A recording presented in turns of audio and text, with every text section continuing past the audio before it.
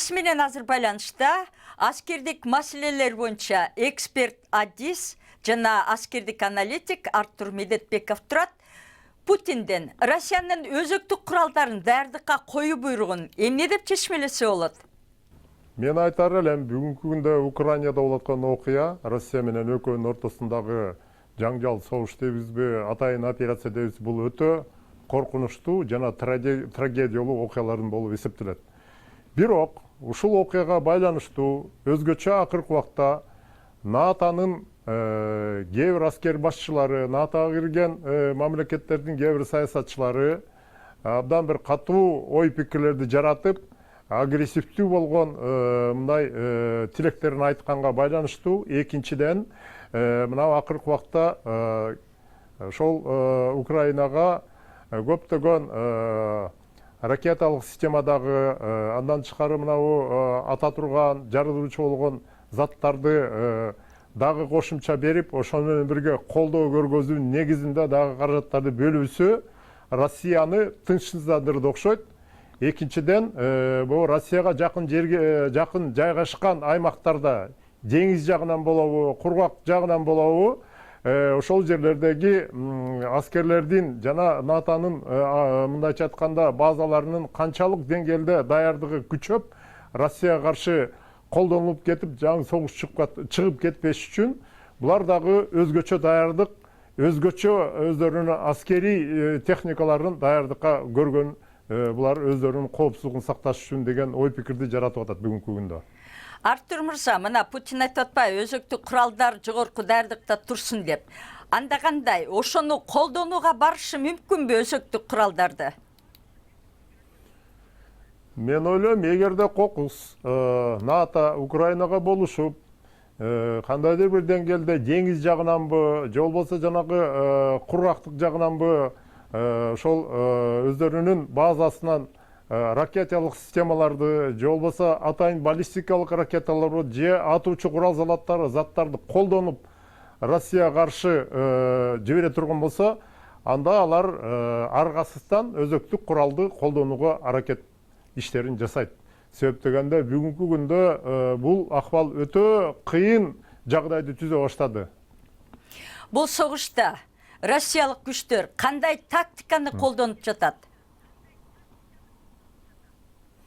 Мен айтар элем, бүгүнкү күндө Россиянын ушул атайын аскердик операциясы бир жагынан мындай өздөрү айтып атпайбы, биз жогорку деңгээлде жанагы атайын точкаларды гана баягы Украинанын аскердик базаларын, андан тышкары учкучтар турган жерин, аскердик техникаларын гана ошолорду жоготуп, аларды биз тынчтык жолуна мажбурлайбыз деген негизде аракеттерин жасайбыз деп өздөрү белгилеп кетишти. Бирок иш жүзүндө мынабу наземный операция деп коет. Жанагы шаарларга, же болбосо айыл кыштактарга келип, ошол жерлерден баягы каршылык көрүп, ал эми каршылык көргөндө дагы аябай катуу мынабу элдик, же болбосо партизандык согуштун башталышы көрүнүп калды. Бул жерден Россиянын аскерлери толугу менен утуп чыгат деп эч ким кепилдик бере албайт. Себеп дегенде ар бир элдин жаман болобу, жакшы болобу, өздөрүнүн баягы боштондук үчүн, патриоттук, улуттук сезимдин жогорку деңгээлге көтөрүлүп, ошонун негизинде булар катуу каршылык көргөзүшү мүмкүн. Ошон үчүн бүгүнкү күндө жагдай мындан ары да катуу ырбап, бир чоң бир мындайча айтканда согуштук түзүмдү түзүп коюшу мүмкүн. Бул кармашта, учурда колдонулуп жаткан куралдар тууралуу эмне деп айтса болот?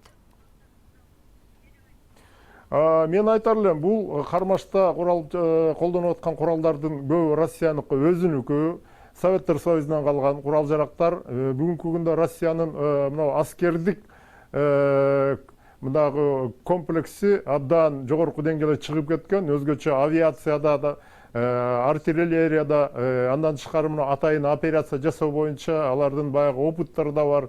Сирияда, жакынкы чыгышта согушкан, баягы Чечнядан да согуштардан өткөн. Ал эми Украинада болсо, ачыгын айтыш керек, акыркы убакта мына Америкадан Javelin деген противотанковый жана ракетный системаларды алышты. Stinger деген ПЗРК Америкадан, Польшадан, НЛАВ деген системаларды алып, андан тышкары мына Канада өздөрү дагы аракети мына ушул уча турган учкучу жок уча турган аппараттар менен жардам берип атат. Андан тышкары Чехия бир 2000ден ашык ошо снаряддарын берип атат. Австралия мына жардам беребиз деп атат. Германия жардам беребиз деп атат. Бүгүнкү күндө Украинанын мындайча айтканда орточо мынабу курал жарак, атуучу курал жарактары, жардыруучу курал жарактары, танкага каршы аскердик техникага курал жарактары акыркы убакта күчөй баштады. Мурундагалар ошол машыгуулардан өткөн бир эмес 2-3 жолу. Бирок булардын баягы канткени менен аскердик мындай талаада согушпагандыгы, опыттын начарлыгы, андан тышкары аба мейкиндигинде Россиянын аскерлери үстөмдүк кылгандыгы буга далил болот. Бирок ошону менен бирге биз дагы айтып кетишибиз керек. Аскерий жактан, мынабу чалгын жагынан НАТОнун мындайча айтканда космостон мындай чалгын маалыматтарын берип Украинага жардам берген учурлар дагы бүгүнкү күндө ачыктан ачык чыгып атат. Учурда курмандыктар тууралуу маалыматты Украина чыгарып, Россия болсо жалпы билдирүүлөр менен чектелүүдө. Бул да болсо аскердик тактикабы?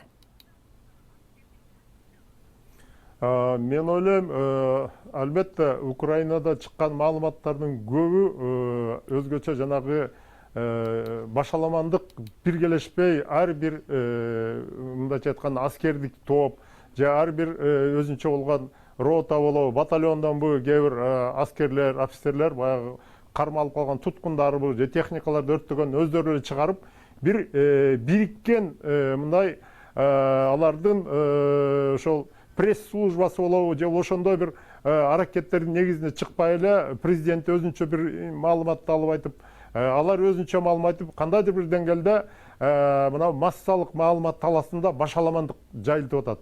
Ал эми Россияда баягы бириккен массалык маалыматтын негизинде ошол Россиянын массалык маалымат каражатынын коргоо министринин башчысы Коношенков бардыгын өзүнүн баягы нугунда мындай толук мындай жетиштүү маалыматты берип, бул жактан баягы аскердик тарбияны тартипти көргөзгөнү бул жерден даана билинип турат. Экинчиден, сиз айткандай, алар көп учурда жанагы мынабу массалык маалымат каражаттарына, интернет ресурстарына көптөгөн мындай маалыматтарды ошол өздөрүнүн жасаган атайын аскердик операциясы боюнча мындай негизинен так анан кыска берип атат дагы. Буну негизи биринчиден баягы эки славян элинин ортосундагы бири-бирине болгон карама-каршылыкты түзбөш үчүн, себеп дегенде согуш убагында абдан көп адам каза болот, жарадар болот, жөнөкөй жарандардан каза болот. Анын баарын көргөзбөш үчүн болсо керек. Экинчиден, ушу эки элдин ортосундагы карама-каршылыкты мындай жогорку деңгээлге чыгарбай, мунун бардыгын ошол аскердик атайын операциянын негизинде бири-бирине болгон канткени менен баягы адамдык сапаттын төмөн түшпөй, ошонун негизинде жерүүгө аракеттери бар окшойт деген сезим дагы пайда боло баштады.